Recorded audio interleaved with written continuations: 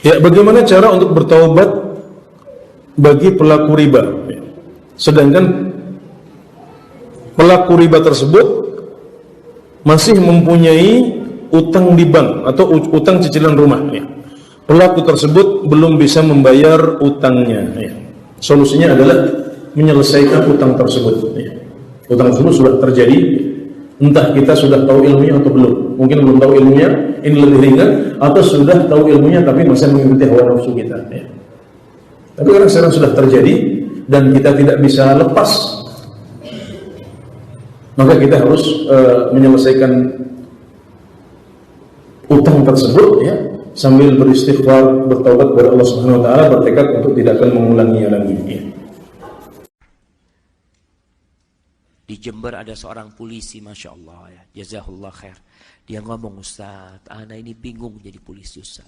Ana baru saja menyita sebuah rumah, Ustaz. Karena ada keributan, kita dipanggil minta tolong nyita rumah itu, Ustaz. Orang bapaknya meninggal dunia. Bapaknya punya utang 30 juta sama bank, Ustaz. Ini utangnya sudah berkembang biak menjadi 150 juta.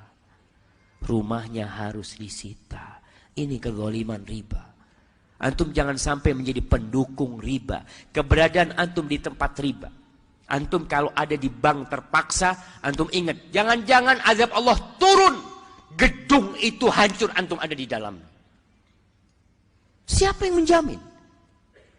Itu tempat kemurkaan Allah Jalla Jalla, riba di sana. Allah mengumumkan perang kepada pelaku riba dan antum ada di dalamnya.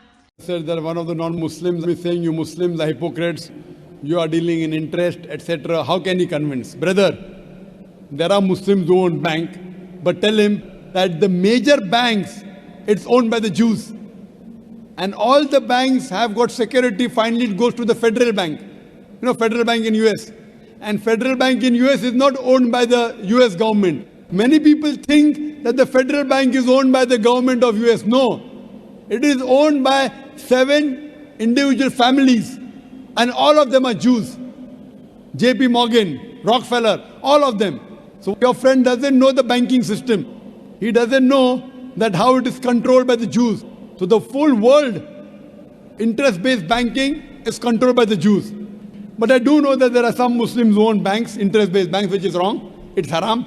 Tell him that the Quran says about riba in no less than 8 different places. And Allah says in the Quran in Surah Baqarah, chapter number 2, verse number 278 and 279, if you do not abstain from involving in riba, in interest, take notice of a war from Allah and His Rasul. If you deal in interest, whether take interest or give interest, the Quran says Allah and His Rasul will wage a war against you. Interest is one of the major sins in Islam. If you have alcohol, it's a major sin, but Allah and His Rasul will not wage a war against you. When someone has alcohol, you say, oh, alcohol, very bad Muslim. Someone take interest, no problem, society is there. Taking interest and giving interest is the bigger sin than drinking alcohol, according to the Quran. So, we should abstain from interest. That's the reason Quran is against riba. Hope that answers the question. Wa akhiru da'wana alhamdulillahi rabbil alameen. Actually, we want to vote our thanks on behalf of Dubai International Holy Quran Awards and the organizing committee of these lectures. Seorang pakar ekonomi Islam, Profesor Dr. Rafiq Yunus Al-Mustri, dalam buku beliau tentang riba, beliau menjelaskan bahwasanya ayat ini sangat tepat menggambarkan bagaimana inflasi terjadi dan menghancurkan mata uang. Inflasi terjadi pelan-pelan setiap tahun 0,5%, berkurang daya belinya 2%, 5%, kadang 3%, kadang 7%.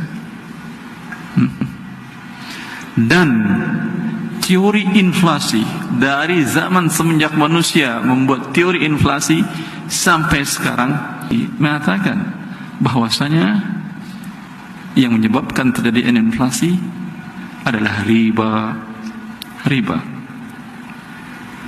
Ubah nggak nilai uang tadi, emas tadi? Tidak. Kapanpun waktunya tidak akan pernah berubah. Karena emas yang menciptakannya Allah. Sehingga Allah ma'adil, tidak mau menzalimi siapapun juga. Yang mengatur keberadaannya adalah Allah. Siapapun mau mencari emas dimanapun, tidak akan dia temukan ladang emas baru sebelum kebutuhan manusia akan barang dan jasa tinggi.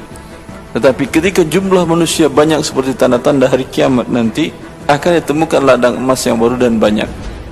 Bukankah di hadis tanda-tanda kiamat kata Rasulullah, "San hasirul furat," sungai Efrat akan berkurang debit airnya. Apa yang muncul di waktu itu? Emas. Kenapa emas? Karena dia merupakan standar kebutuhan manusia akan barang dan jasa dan nilainya tetap. Maka seorang muslim dan seorang manusia yang cerdas